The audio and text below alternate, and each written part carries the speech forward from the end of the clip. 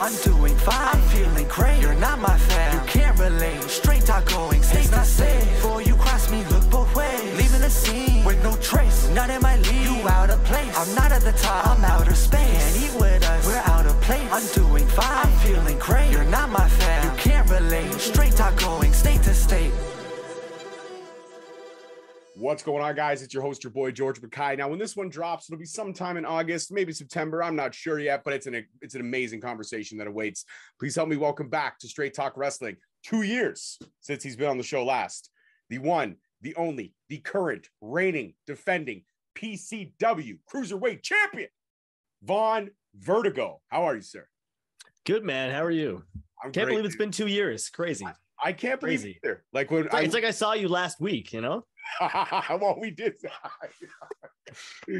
see each other last week at the amazing New Frontier event, and I'm so psyched that you guys are you're booked there on a regular. So great to see your talents, both you and Fuerza, singles and as a tag team. Now I got to talk about tag team stuff for right off the jump. You guys are so good as a tag team. I almost feel that it's something I want to keep secret, but of course I have to let the world know how amazing you two are as a tag team. Everybody knows your single statures and your forces like that, but how good is it to, get Fight or Flight starting back up again in a new promotion when eventually down the line, we know somebody's going to turn on somebody, but how good is it still, how good is it still to get the Fight or Flight vibe back into any promotion that you can? I don't know what you mean by back in any promotion I can. The Fight or Flight's always been there. It never went away. That's true. But you have turned your backs on each other multiple promotions. Yeah. I mean, different promotions do different things. That's besides the fact. But if you look at like a C4 wrestling, like we've always been together, and that's just the way it is. But Fight or Flight's not going anywhere. Like no matter if you see us turn on each other or whatnot, Fight or Flight's still going to stay. That's true. Do you guys feel like you have like the best love-hate relationship that there is? I mean, probably. I don't know. I liken it to like a Sami Zayn, Kevin Owens. Like there'll always be this bond with us together. Whether you like us as singles, whether you like us as a tag, I really don't give a fuck, to be honest. Because at the end of the day, we're good at whatever we do, right? That's true. That is very true. You guys are two of the top stars in the world, not just Ontario, in the world, and it's so great to see you guys putting your stamps out there. You've been on one hell of a hot streak. I mean, you've been over to the abroad multiple times, Germany, the UK. You've done so many great matches over there, and finally now you're rocking gold. You're representing after you took the title from Leighton Buzzard. I hope I'm saying Leighton right. Nope, you got that right. Thank you. You took the title from Leighton to become the new Cruiserweight champion. I mean, when you watch that match, you see the highlights from that match. When the 1, 2, 3 happens and you have the belt in your hand, it's like a kid at Christmas that just got the toy that he was hoping for. I was so proud of you, man. As a good friend of yours and somebody that's been on my show multiple times, it was a great success story to see your star and your stock rising. But talk to me about that moment when the 1, 2, 3 happened and you were announced as a new Cruiserweight champion. Like a lot of times you don't have really a chance to sink it in right there. You just got to go up there. You got to raise your hand. You got to do your congratulations. Then you got to get out. Yeah. But you must have taken that in just a little bit. Yeah, man, it meant a lot. It meant a lot to hold gold in the UK, and especially the lineage that the championship has. Like it was held by Noam Dar. Adam Cole took it to the United States, and now finally I've had the opportunity to take it to Canada. I couldn't be more thankful than what PCW has offered me with this. Absolutely. And you've been able to defend it everywhere. You defended it at New Frontier. You defended it at, I believe, Barry Wrestling as well. You've defended it so many places. I've defended it literally all across the country. I went to Edmonton. I defended it in Vancouver. I've defended it in Montreal, literally across the country. So I couldn't be more happy about the opportunity that's given me. And I feel like I've been giving them a lot by, taking the title national, Absolutely. So what's it been like just going on this cross-country road trip, if you will, to Canada, defending it in all these places? It's been awesome. My whole idea with this is that I want to showcase and wrestle Canada's best cruiserweight wrestlers. Now, maybe not necessarily cruiserweights, but more of that cruiserweight style of wrestling. And these past, I guess, 2-3 months now it's been incredible. Especially going out to like the West Coast to have that first experience. Like it was such a packed weekend of like Friday I was in Edmonton, Saturday I was in Port Coquitlam, and Sunday I was in Vancouver, like defending the title each time. Like it was such a good experience. And there's so many good talents out on the West Coast that I wish here in like the Toronto area that we kind of mingled a little more. But when you think about it, they're literally like a 5 hour flight away. And that's just what it is. England is like 6.5 hours. It's crazy that that's the distance. There's wrestlers in Vancouver like Daniel Makabe and El Phantasmo that I met in England, not in Canada, in England. That's how big our country is, right? But no, Yeah. it's been great. Yeah, it's crazy. The landscape here is definitely crazy. But with a packed weekend like that, like there's not a lot of whole time for you to soak in whatever experiences you can. It's kind of like eat, sleep, wrestle, repeat that whole weekend. Like you probably didn't have a chance to get any alone time with yourself. No alone time for myself. I'll tell you what, I definitely sacrificed sleep that weekend. I had a friend in Edmonton who met me at the show. I got to hang out with him, have lunch with him.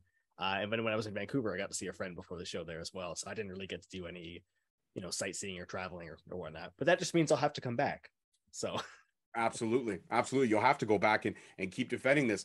But obviously we want to go back to the UK and we want to defend it over there. Is there anyone UK wise that you have your eyes on in terms of the best cruiserweight style of wrestler you'd like to face over there?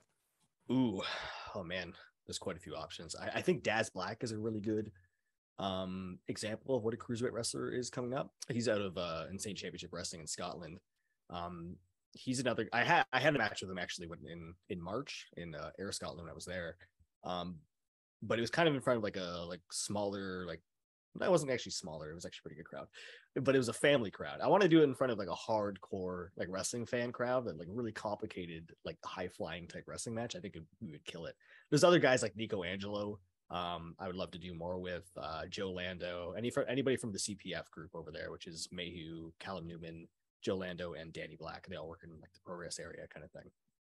There's a lot of guys over there because they all grew up like idolizing Will Ospreay, and now that Ospreay's go on to do his things, like these kids are all like, they're like 19 to like 23, and they're all like killing it.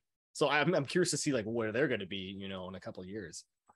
Absolutely. What they're going to be is gunning for that title for sure for you. Yeah, exactly. You mentioned Angelo. Angelo put a big smile on my face because that's somebody I do know very well. I followed him very early on in his career.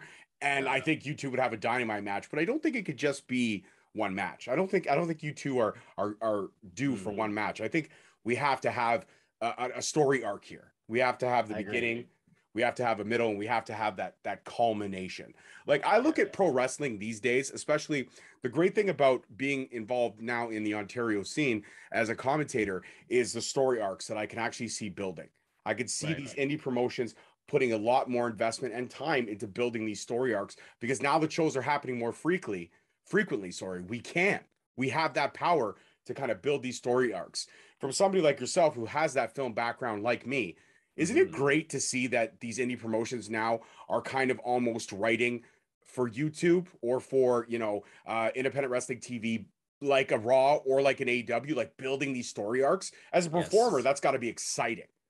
It's really exciting. I mean, I'm sure we talked about this 2 years ago. I can't quite remember, but the state of what independent wrestling in Ontario was, going into pandemic, is vastly different than what it is now. You can tell that this is due to mainly due to Savage Media, but a lot of companies have stepped up their content game, and that's just going to help Canadian wrestling.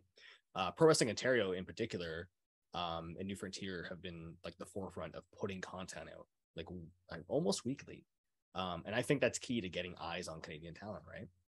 Absolutely. We need to start getting eyes on talent. We need to start getting these bigger companies waking up and coming over here and actually spending the time to scout, not just coming here for one-off shows and then putting on a clinic, if you will, or putting on a seminar or scouting talent for that one weekend that they're here. There needs to be a consecutive talent pool being able to be showcased because it's only going to heighten the amazing crop of wrestlers that we have here.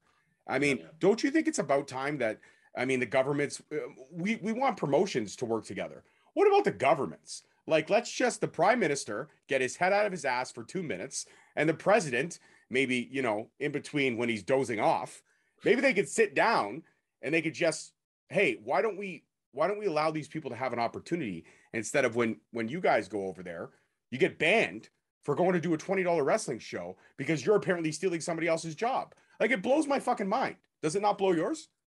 It blows everybody's mind. It's so unfortunate. I don't know if it's as simple as I mean, it sounds simple, just have the president and the prime minister sit down, but I think it's a lot more complicated than that, unfortunately.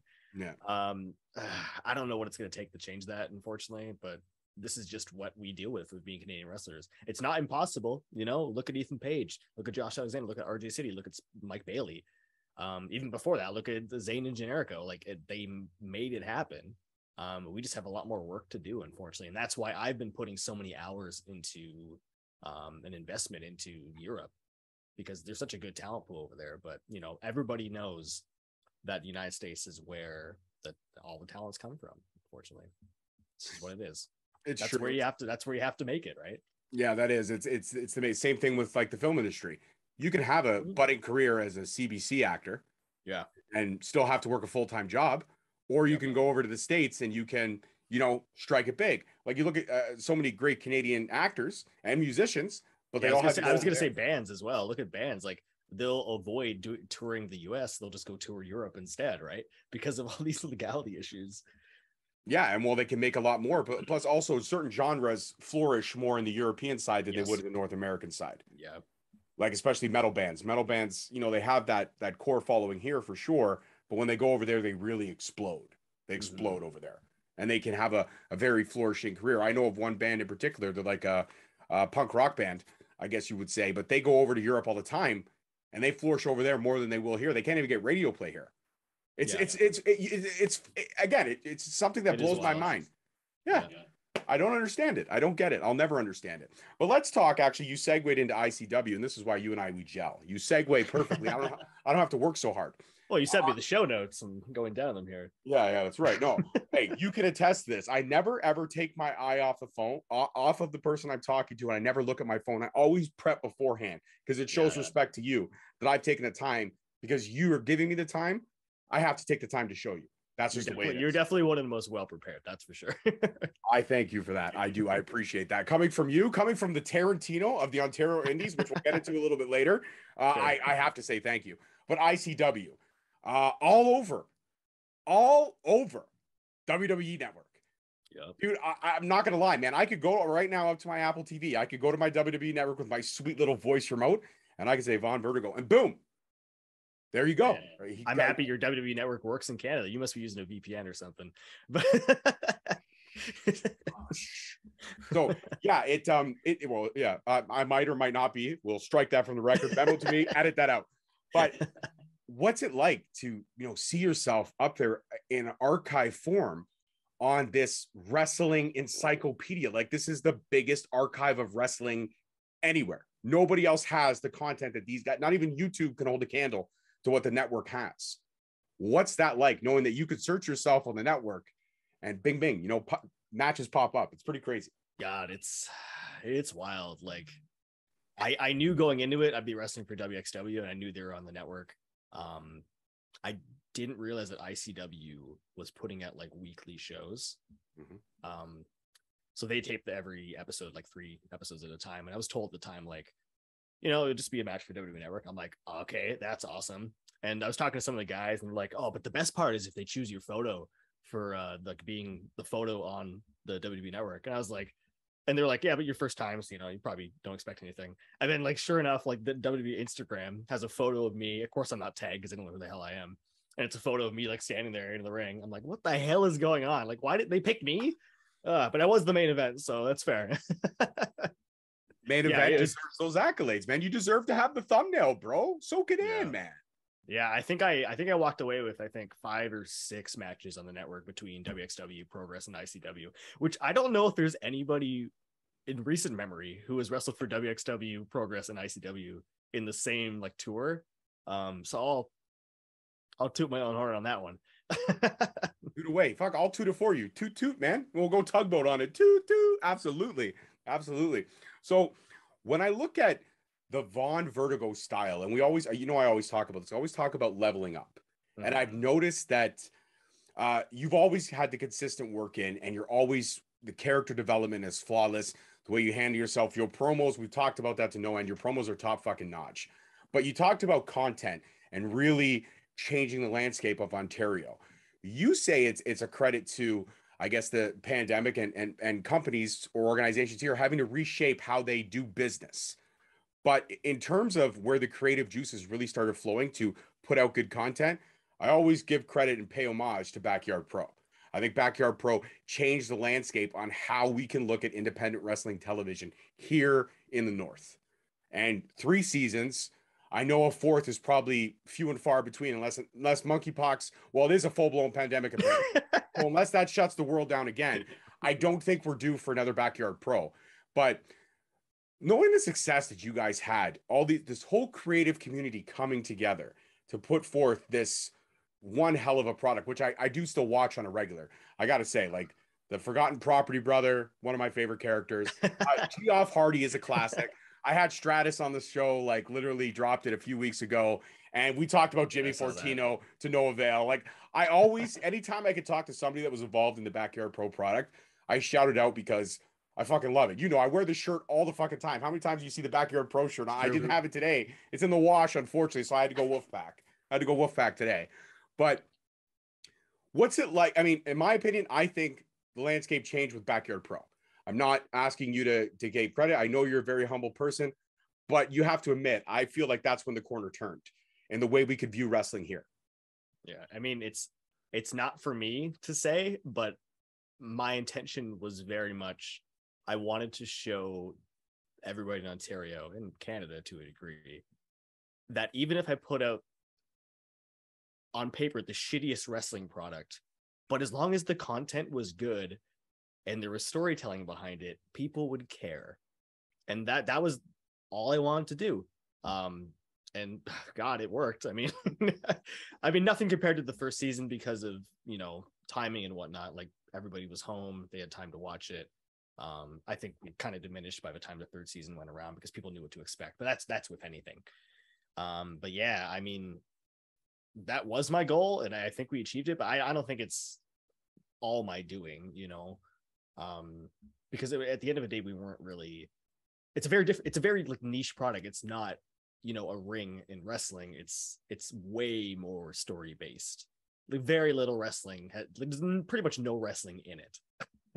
When you really think about it, like when I ask these guys, when I ask like Stratos to, you know, and Stratos and Mark Wheeler to wrestle somebody, I'm not saying go out there and for 10 minutes and have, you know, go out there and kill yourself. Basically, I'm saying, I don't care. Just do whatever is safe and just have fun with it. Basically. That's great. Everybody killed it. I mean, I had direction in terms of like characters and stories and whatnot, but I let everybody, at least in the match, do what they needed to do. There were maybe little bullet points they needed to hit, but yeah, I don't know. I'm very, very, very proud of that product. You know that, but I try to be humble and just let it be what it is because I've talked about it to death at this point. Absolutely. We'll move on from that, but I had to tell you that I promised myself in this interview, in this conversation, that I would say that I think that the credit of content and the way companies here now are, like I said, building those story arcs, I think that goes a credit towards you. Now let's talk about another story arc that I knew was coming, but I'm still kind of pissed off about. Okay. Mm-hmm. Destiny Wrestling. Yeah. I don't like it. I don't like what you and Prince Fuerza did. I don't like it at all. I'm very upset about that. Why are you upset? Well, because you guys lost a couple matches, so you had to go destroy a fucking ring. I lost every single match I've ever had there. I definitely needed to go destroy a ring. What are you talking about? That's the whole point. We're called Destroy. Maybe, yeah, but maybe you know what? Maybe Destroy was having off days on a repeated time. Did you not think about that? I don't think I was having off days, unfortunately. I was getting beat. You were getting beat. I was getting beat. Cleanly. Prince maybe was having off days. 4 years ago. Wasn't having off days. No. I think I was just getting beat, unfortunately. There were 1 or 2 matches there that were off days. I thought I had it. Thought you had it. For the most part, unfortunately, I was getting beat. Mostly by Alexia Nicole. Yeah. Or Zach Patterson, or Aiden Prince, or Lionel Knight, or... Yeah, I think that's most of them. Yeah, that's pretty much everybody. That's pretty much everybody. There's more. There might be more than that. I don't know. So Destroy, it is now I guess you'd say the anarchists of Destiny Wrestling, and we from the last show we clearly know battle lines. Do you want me to destroy this podcast? I can destroy this podcast too. Don't destroy it. I'm destroying my microphone. Don't destroy your microphone. I'll get an X-Acto knife and start. It's my computer. It's probably not a good idea. Yeah, I mean, that's your own shit. You can do what you want at the end of the day. Hey, what's your address? I'm not going to tell you where I live. I'm just curious. I got some spray paint in my car. Oh, okay. We're gonna NWO it up, destroy on You got a garage door? Yeah, I do have a garage door actually. Perfect. I'll write destroy on it. Forrest will give you a new one. Don't worry. Okay. Fuerza will give you a new one. So it's covered by Fuerza Insurance, El Diablo Insurance. Perfect. That's right. So destroy Luchadores, actually. Luchador. That's the company. That's what it's called. That's amazing. I love it. I have the business card. Hold on. Look at that. Luchadores. Luchadors. Backwards, but you know. I love it. That's sick. That's a genius name for a company right there. Of course it is. But destroy. What can we expect from this faction of, the future of pro wrestling? These three aggressive young upstarts going up against the Destiny OGs, if you will, because like I said, the last show battle lines were clearly drawn. Mm-hmm. So what is the next step? I'm not asking for spoilers, but I'm asking for hints into the mindset of Destroy right now. What is the mindset of you three gentlemen? The mindset is the changing of the guard. It's to destroy what is old and bring in the new, essentially. These Josh Alexanders, they've been holding it down for too long. It's time for change. Josh isn't here much anymore, is he? It's true. No, you're fair with that. Well, he honors his death. Think he's going to make every single show? You think he's there August 6th? He's not. That's what it is. But Destroy is. Destroy is. Actually, I'm not there, but Destroy is. Destroy will be represented, but Jeff will not be there. But Destroy will be represented. Well, I'm interested in that. August 6th is this will air after that, but that was the Vaughn Comic-Con. August 21st, though. Destroy's going to be there. Obviously that. Destroy is I'm going to be there as well. I will be attending. And I will be keeping my eye squarely on the three of you and what. Perfect. Bring a second shirt because I might destroy the first one. Fucking asshole, son of a bitch. She's threatening to. I'm gonna bring my Backyard Pro shirt and wear it so you can't destroy it. Ha ha! I'll destroy it. You just buy a new one. Damn it! I know you will. I do have a problem with you. I have a problem with you, bastard. All right, so listen, we're gonna break it right now. Here, we're gonna break this kayfabe thing we had going here for a second. I have a huge problem when it comes to Von Vertigo shirts and Gabriel Fuerza shirts. Every time these fucking guys drop a shirt, I have to get my hands on it because the designs are clever as fuck. Yeah, well, you got to support us. That's how it works. That is, and I have. Hey, listen, you can tell everybody I have supported. I have an autograph of you right up there. Look, you're on my wall. That's right. But why not another? Why not a new one?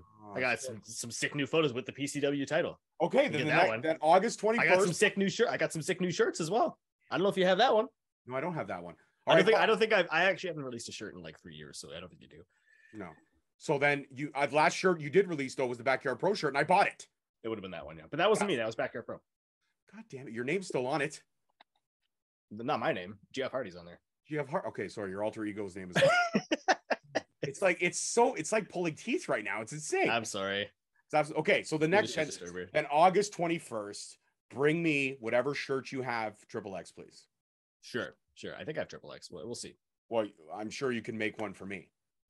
I can figure it out. Yeah. Yeah, you can see. You can figure. See, you're a smart, witty. Do you want me to spray paint it before I give it to you? No, don't do that. Don't. Well, okay, you can spray paint Destroy on the back of it. But there's a design on the back of it. Okay, then don't touch it at all. It's literally my name on the back. That wouldn't be a good idea. That's not good branding. Then don't touch the shirt at all. Just give me the shirt. All right, fine. God. All right, fine. I sold the t-shirt. Jesus. My God. All right. So what do you think about the New Frontier product as a whole right now? Like you said, you're talking about consistent content and making a place like the Rock Pile look fucking good. And these guys, that's hard to do. If anybody's wrestled in the Rock Pile, they know the Rock Pile is a great venue. It's got a lot of history, but fuck, man, could it use a facelift? But nonetheless, Savage Media, kudos to those guys. They know how to make it look good. But when you look at the New Frontier product, I mean, I have no idea who the matchmaker is. I have none. I get emails. I get told to show up. Do you have any idea, or do you have a guess as to who might be the matchmaker?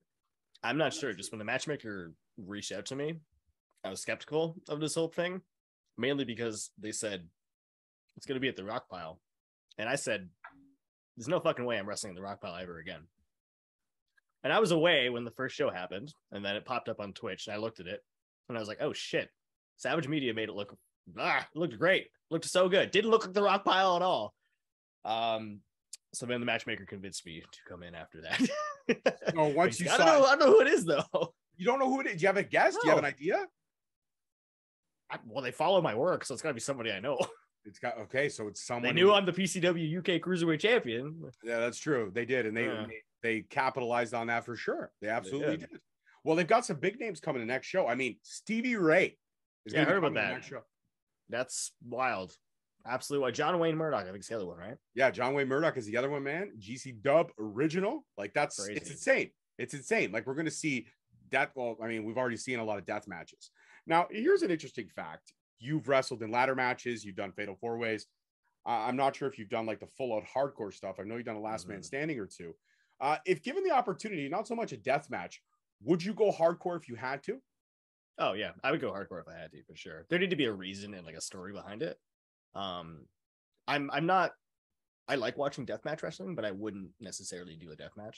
Like tables, doors, anything that doesn't cut me, I'm cool with. Like that's cool with me. I just really haven't. Nobody really books me in those matches. They don't look at me and say he should do a hardcore match, which is unfortunate because I really kind of do want to do that. I always get put in ladder matches and stuff like that. But, sometimes I just want to swing a chair at somebody. Yeah, sometimes I get it. Sometimes you just want to swing a chair and hurt people. Yeah, so I think I would like to do like an actual legit hardcore match. I've had a few over the years in front of smaller crowds that maybe didn't respect it or deserve it as much. But I think now would be a better time. Absolutely. Now, your stock, obviously, we talked about it rising and the bookings that you're getting, but how good is it to be back on a full-time basis, dude? Like we talked about where we were unsure 2 years ago what was happening, but now we've learned how to, I'm not going to say the pandemic's over because it's not, but we've learned how to deal with it safely, securely, and continue on and flourish in the business that we love.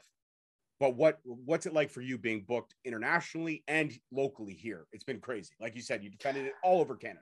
Yeah, it's been crazy. Like you remember last year when it was July when things started to slightly open up, and then I think I had like a booking every weekend, and then there was kind of like maybe a few weeks off in between, and then December rolled around and we went into lockdown again. We all sang in the middle of the Destiny ring. I forget, what was it? Sweet Caroline? I don't Sweet remember. Caroline. Channing Decker led the chorus. He loved that. I think that's what it was. And then it felt like everything was over. And then 2 months off, I went right to the UK and was very scared about that because I had 2 months off and went into like such a heavy schedule. I think I wrestled like 12 matches in March. And like from there, I was just like, it took like maybe 3 matches, and I was just back into being Von Vertigo from like 3 years ago. And now I'm at a point where I feel like I'm way better than I was in 2019. No, absolutely, dude. Like you're in 2019, you were great, but yeah, your stock has definitely risen, and we've talked about leveling up. So did you change anything in your workout regimen or in how you were preparing for matches, or did it just kind of flow and come naturally? Did you just hit that level up moment naturally? I mean, I bulked up during the pandemic. I gained like, I think it was 20 pounds at one point, and then I looked at myself and it didn't look right because I bulked really. I find it's hard for me to gain weight to begin with. So I kind of just ate like shit. I just ate what I wanted, and that didn't look good on me. Day. Yeah, if you look at me in 2021, I think when matches started coming back around, I'd maybe dropped a few pounds, but I was not clearly in the shape I should have been. But now this year, I feel like I'm in way better shape, especially in the ring as well. Like when we had the barn last year, I'm sure you're familiar with the barn. I'm sure people have talked about that. God, like my cardio getting back in the ring was terrible, just awful. But thankfully to all those guys, like we all helped each other and we got back to a point. But it was really Europe that really got me back into the flow of everything. Also in Europe is when I kind of more developed my style to be a little less high flying and a little more aggressive kind of thing. If you notice, I don't fly as much. I don't fly as much. That's because I don't need to. I found a different way of wrestling, which I really enjoy. Just shining wizards to the face. Yeah, all the time, and very painful too. Like they always look painful. They're supposed to. I have a good shining wizard, don't I? Yeah, you do actually. You know where I discovered that? Backyard Pro. Sorry, Jeff Hardy did. Jeff Hardy did. Yeah, get it right, okay? Jeff Hardy did. I apologize. I stole the move from him. So, well, if he's listening, he may want to get it back. I don't know what he's up to right now. He's probably hunting in like North Dakota. I was gonna say he's probably in the backwoods, or maybe he's getting ready for the next season of Yellowstone. I'm not sure. Oh, maybe. I don't know. Hard to say. He seems like a Yellowstone type of guy. He probably does. Yeah, I'm sure if you asked him. I should get him on the show one day. We should talk about it. You should, because I have no idea anything about Yellowstone. Well, let's talk about another great moment that happened from the last time you and I spoke. Lionel Knight. We actually called up Lionel. We called up Lionel, and we left him that voicemail. No, Lionel's on my shit list. He pinned me at Destiny. I don't want to talk to that man anymore. But we actually called him on camera, and we left him that voicemail. What was it? Linnell, Linnell, yes, back from UPW in Rochester. UPW, Linnell. So we talked, and then I had him on the show, and then the one thing he said to me, I go, "Did you get our voicemail?" "Yeah, I got your stupid voicemail. You guys are assholes." So it was like, damn, that was just so cold. It was like he deserved it. Yeah, he's an asshole. Well, listen, I was on good terms with him until he pinned me at Destiny, and now I'm just, he embarrassed me after I did a spin-a-rooney that wasn't as good as his apparently. So whatever. It's fine. That's fine. That's okay. You'll work on your spin-a-rooney. I think you can do it. I hope so. It'd honestly be a shame if how athletic I am, but I can't do a spin-a-rooney. So really, I should work on it. You should probably just put in like 30 minutes. I think 30 minutes is all you need to really. That's a really long investment, though. 30 minutes. 30 minutes. Well, what would you do? What would you do with that 30 minutes? I guess I'd lay on the floor and roll around and try to. Oh, you're saying either if I didn't? Yeah, if you didn't prepare for the spin-a-rooney with that 30 minutes, what would you be doing instead? Would you just be watching TV? Yeah, I'd probably be like clout chasing or something on Twitter, Okay. Oh, nice. Twitter. Trying to get over. Twitter is a cesspool. I love Twitter. It is a cesspool.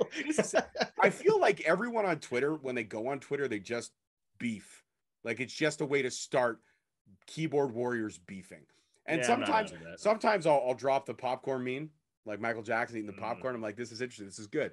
But a lot of times too, it's just like it becomes to a point where, like I said, Twitter's great for when you want to promote and when it's used correctly. Like me, I get on, I promote my episodes, and I get off. I share a couple of my other podcast friends that I'm good with, and I get off. I do what I have to, or if I see a cool tweet from you, or if I see a cool tweet from somebody else, I'll retweet that, but then I get off. I use Twitter for what it's for. I retweet the shit I like, and the shit I don't, I just keep scrolling by. That's the great thing about the scroll feature. You can just scroll on by. You don't have to worry about it.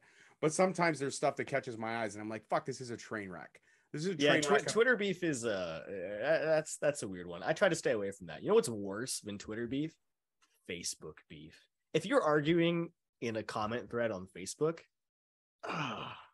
man, why? Yeah, exactly. Why? Like I got this guy who includes me in all these posts all the time. He tags me because I'm part of his podcast group.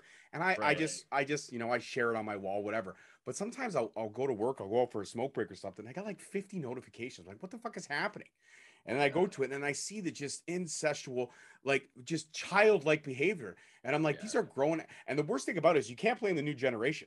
You can't say that the new generation, they're Instagram through and through and TikTok. They ain't do it. So Facebook is all this generation. And I'm like, fuck guys, let's be better. Let's be better as people. Like, why are we doing this? I always chalk it up to, like the people who have the least to say always talk the most. It sounds cliche, but it really rings true and stuff like that. It does. It puts a lot of things into perspective because like you're looking at this generation of people and you're like, how can you sit there and just keyboard warrior the shit out of someone else, someone that you basically don't even know? Yeah, it makes no sense. Yeah. Let's get off internet beefing. It's horrible. Let's move on to subject. Let's get back to destroying your shirt. Oh, I'm sorry. This is going off the rails real quick. Well, this what are we, half an hour in? This conversation has just flown right off it's gone off the deep end. It's gone off the deep end. No, but let's talk about let's flip the script. We've never actually talked about this. I got a couple more questions for you, then we're going to play a game, which I know you'll love. It's called Force Mount Rushmore. It's where I give you 5 wrestlers, and you have to put them in order of what you think they would be.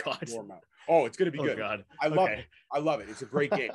I always stump people, and they always get pissed off at me because I give them 2 of their favorites, and they're like, well, that's not fucking fair. That's the whole point. Force Mount Rushmore. I like that. But let's talk movies. We've never really talked movies, you and I. I feel like we could have a great conversation about movies. When you look at directing, and you look at storytellers, like obviously, I mean, I'm a big Tarantino fan, and I've coined you the Tarantino of the Ontario Indies. But when you look at other movies that you enjoy, even guilty pleasure, what is Vaughn like? I mean, I know you don't get enough time to really watch movies or soak this stuff in, but what is one movie that is a guilty pleasure for you? Like a movie that nobody else would be like, oh, that's not a movie that I would see him watching. Oh God, I don't know if it'd be something I don't know. Anybody who actually truly knows me knows I don't really watch as many movies as I should, and I don't really know enough. I always confuse actors all the time. Like, for instance, I was talking with my girlfriend about Grease, and I thought Danny DeVito was in Grease, because I meant John Travolta. I just confused them. Gotcha. But a guilty pleasure, God. Or even a movie that your girlfriend has forced you to watch, and you're like, you know what, that's not as horrible as I thought it might be. The thing is, I just forget names as well. A guilty pleasure, like people, like, as I think, well, I guess, what would the question be? Like, what would you expect me to watch? Is the better question. I would expect. I think you would be a very dramatic guy, a guy who would like his dramatic movies or a good thriller. Right. But I also could see you watching something like Hot Tub Time Machine and laughing your ass off hysterically. That's more me.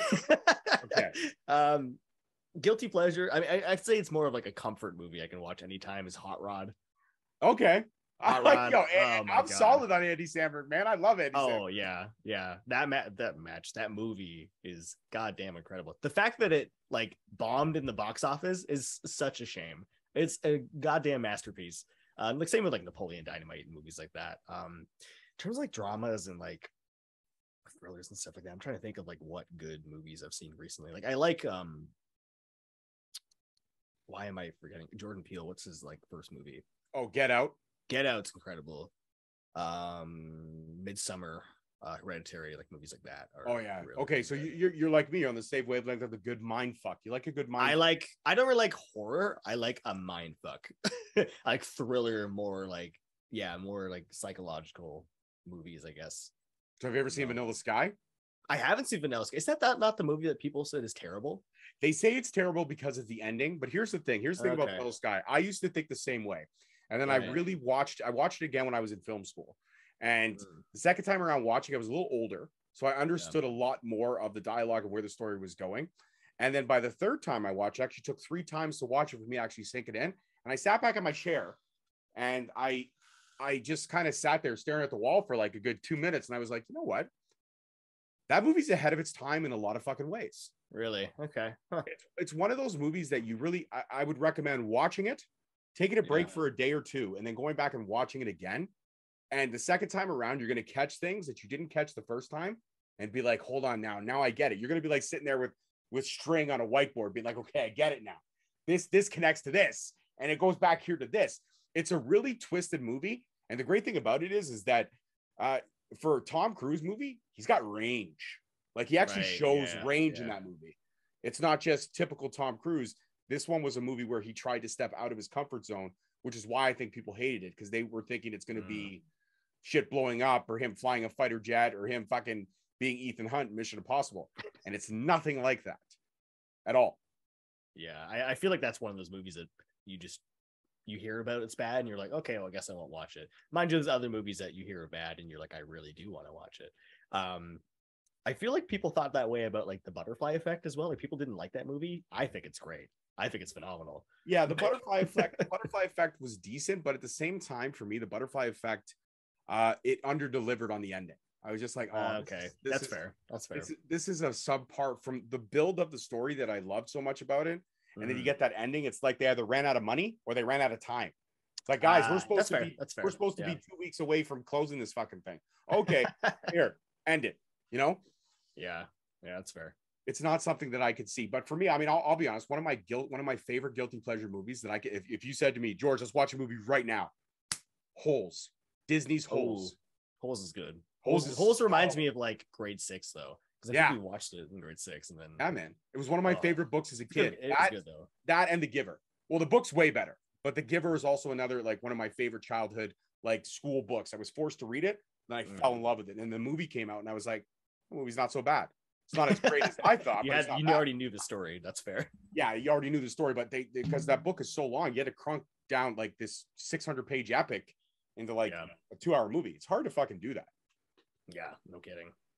People don't appreciate that. They don't appreciate how much time you have to, like when you look at the Harry Potter movies, they're like, oh, they cut a lot of shit out. Well, yeah, they had to, guys. They don't think about that. they had to take this and crunk it into this. Like, what do you fucking expect? Here's a bomb. Never seen Harry Potter. There's a lot of like these like series I haven't seen. Lord of the Rings, also never seen. But you've read the books at least. Oh, yeah. Wow. I know. We're revealing some real deep. We're getting like a deep dive into. Well, you know what? But that's okay. You know what? I mean, who's got time for that, right? I mean, you're talking about 16 hours worth of movies with just Harry Potter alone. Yeah, it's true. Like when these things came out, maybe not Harry Potter, but some of these other movies. When these things came out, I was too busy wrestling in my backyard to care. to be fair. Yeah, no. I was too busy literally like filming and producing a wrestling show in my backyard when I was like 10 years old. So you've been literally behind the camera and in front of the camera your whole career. Yeah. Yeah. I always joke with like people I grew up with, like I'm literally doing the exact same thing I did when I was a kid. Like I'm sure it's just has money involved. That's the only difference. But you're still having fun, right? That's the most important thing. You don't ever want to lose that. Oh God, yeah. I don't want a 9-to-5 job. This is why I do this. I don't want the 9-to-5. I was on the set of the like new Dark Side of the Ring they were doing recently, and they had some some actors there. And I was talking to them, and they were just like, "Oh, so you're a wrestler, right?" I'm like, "Yeah." They're like, "So what do you do for like your work?" I'm like, "This is it. Like, I do like film stuff." And they're like, "So what, you don't have like a 9-to-5?" I'm like, "No, I haven't had 9-to-5 since I was like 19. Yeah, that's just how I built my life." Like, yeah, what the hell's a 9-to-5? I don't need that. If I can survive making that, yeah. I think people have that misconception because they think that an indie wrestler, an independent wrestler, can't survive off an independent wrestler's salary. But if you believe in yourself, if you promote yourself, you can make a sustainable living out of this as long as there are bookings. Would you not agree? You can to a degree. I wouldn't say it's all my income. I'd say it's maybe half my income. The other half comes from various video products and film projects and whatnot. I would like to make it, full time. That's the goal. But unfortunately in Canada, I don't know if it's maybe the money's pretty good, but it's not quite there, Yeah, for sure. Well, actually, some exciting news, I guess, in the world of wrestling. AEW is coming to Toronto. What's that? AEW is coming to Toronto in October. Oh, yeah. Definitely didn't hear about that. Yeah, they announced it a couple days ago. And that could mean doors opening possibly for some of you guys to get on an AEW because they're going to be here for the whole week, right? So there could be some dark appearances and stuff like that. Do you think that's a possibility that could open up some stock and raise some stock for some talent over here? I would hope so. I don't know to the extent of what they're going to be doing and if they're able to use Canadian talent. I don't know any of the details, but I'm sure every single goddamn Canadian wrestler that's within driving distance is going to want to be there. Yeah, absolutely. Absolutely. It's going to be a week of fun pleasures for fans like myself and for performers like you. Is there this is an interesting question. Is there a place in Europe that you haven't tapped into yet that you would love to visit, or a place in the world that you would love to perform at that you haven't had, able to scratch off your bucket list yet? Two parts there. Place in Europe, probably Ireland. OTT wrestling is phenomenal out there. I would love to wrestle for them.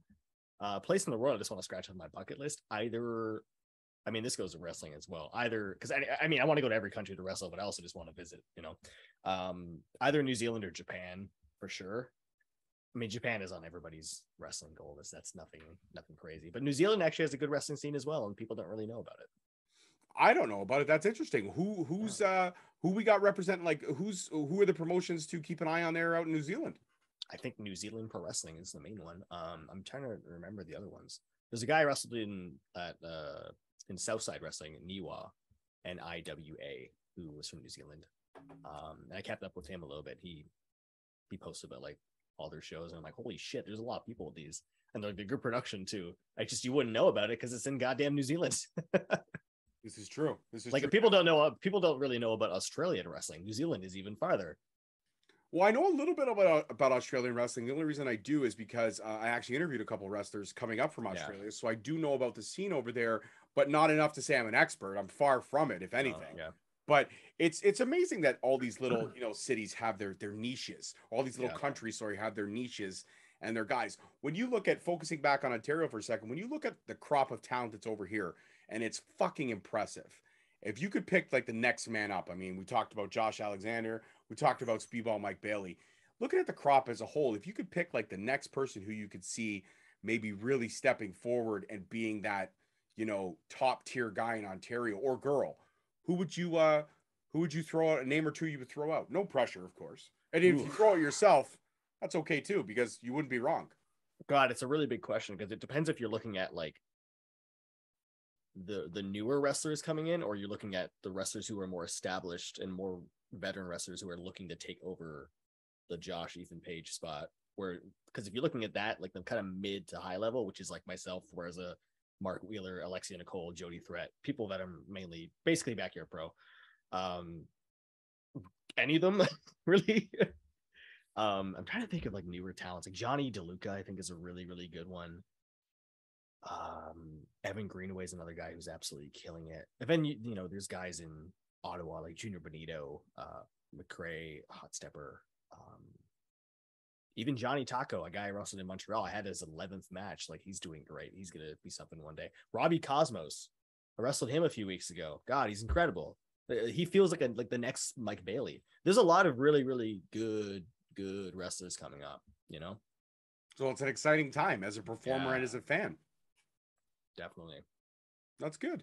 That's great. That's great to hear. It's great. That's exciting news, because I'm always looking for the next crop of talent. Not like I'm going to forget about the crop that's here now, but it's always good to see who's coming up, because you're always wondering, you know, when these guys and girls go on to their successes or go on to wherever they choose to go, who's going to carry the weight? Who's the next couple men up? But I mean, like that's just Ontario, right? Like you can look at Vancouver, and you can look at Travis Williams and Judas Icarus and Elliot Tyler and Eli Surgic. There's so many talent across the board in this country that are so damn good, you know?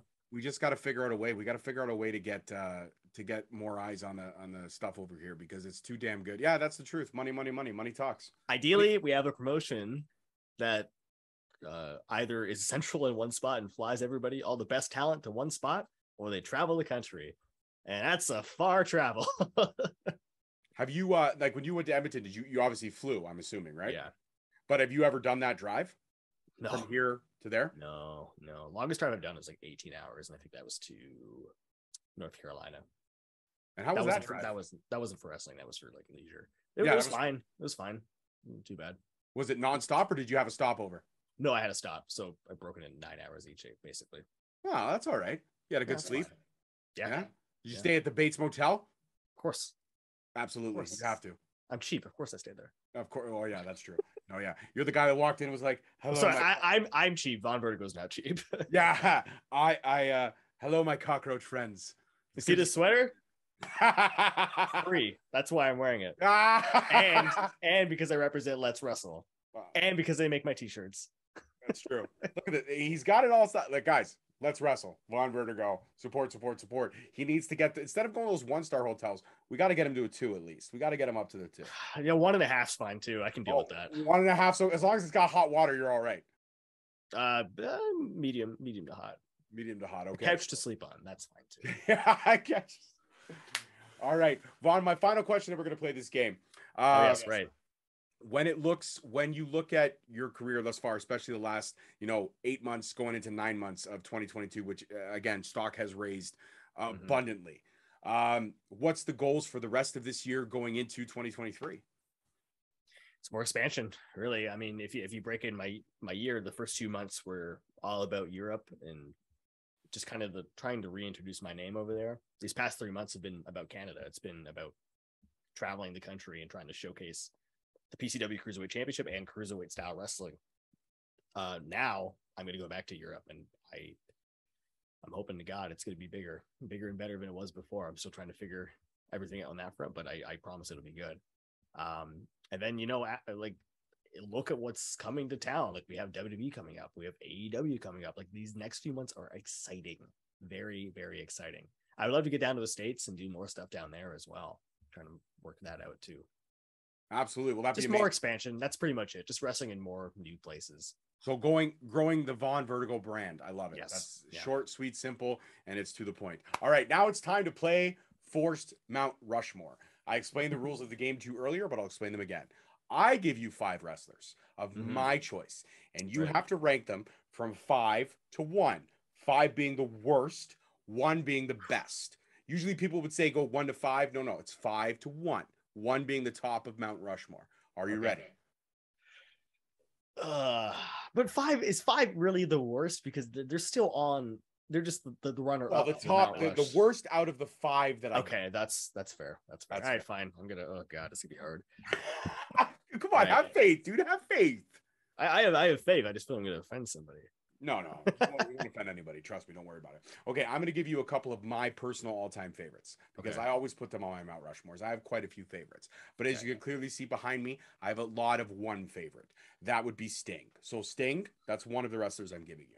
Another one of my all-time favorites, Triple H. Those are my 2 guys, 1 and 2 right there for me. Yep. Number 3, he's an underrated guy, but I think he's somebody who is spectacular, was just in the wrong time period in wrestling, and that's Billy Kidman.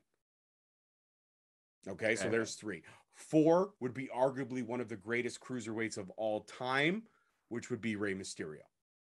Okay, and rounding out 5, because I know that you're a fan of this man in some form or capacity, I would have to say Eddie Guerrero. So there's your 5. Sting. So Sting, Triple H, Billy Kidman, Eddie Guerrero, and Rey Mysterio. Rey Mysterio. I'm gonna break. I put a lot of cruiserweight guys in there, didn't I? I'm gonna break your heart, though. I know you are, and I'm okay with that. Go ahead, give it to me. Who's number 5? So the worst. The worst out of those 5. I'm gonna say Billy Kidman. Okay. I mean, he's good.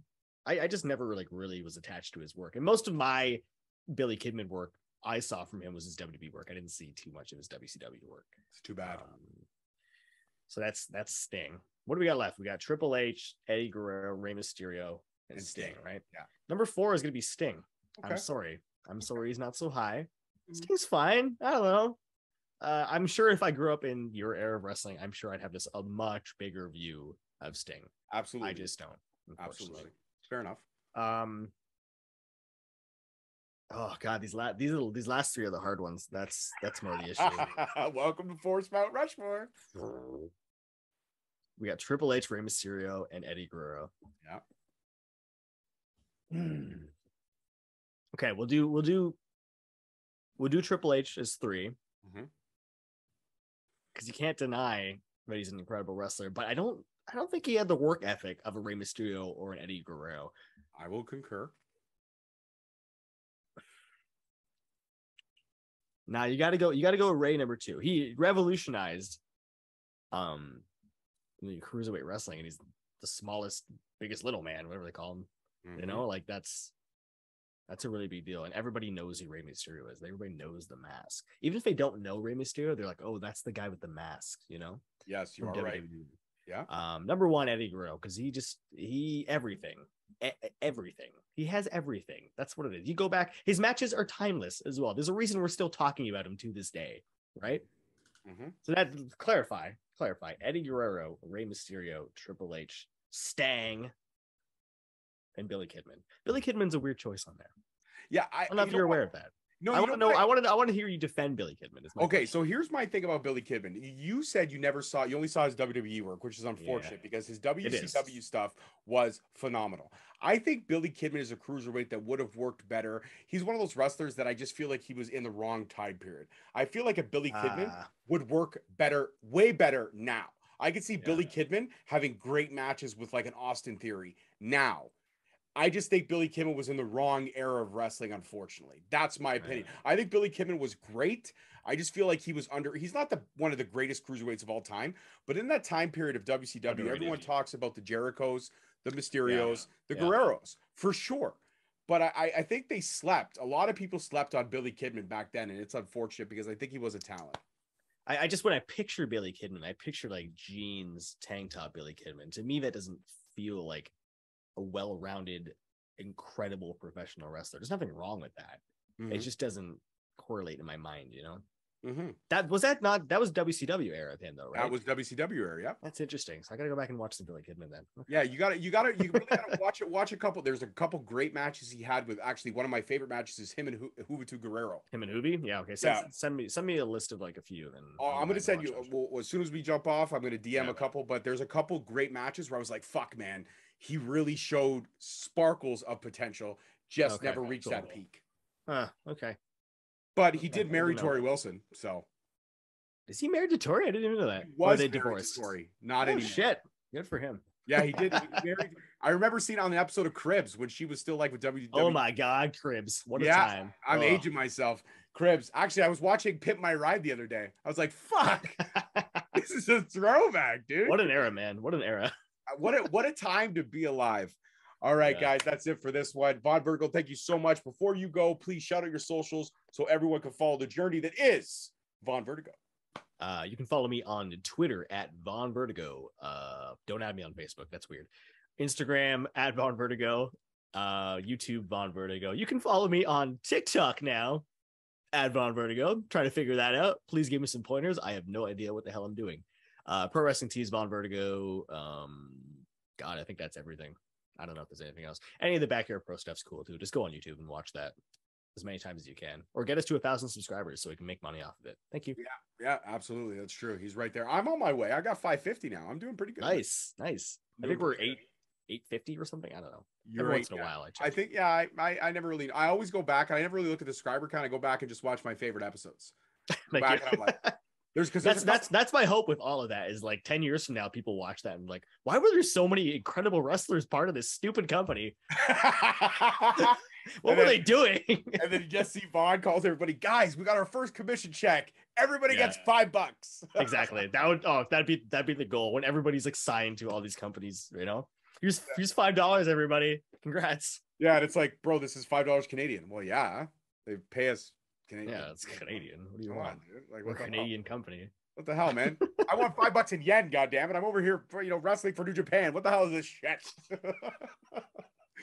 All right, my man. Thank you so much for the time as always. Guys, peace, love, and wrestling. Socials are in the link below. Don't forget to subscribe.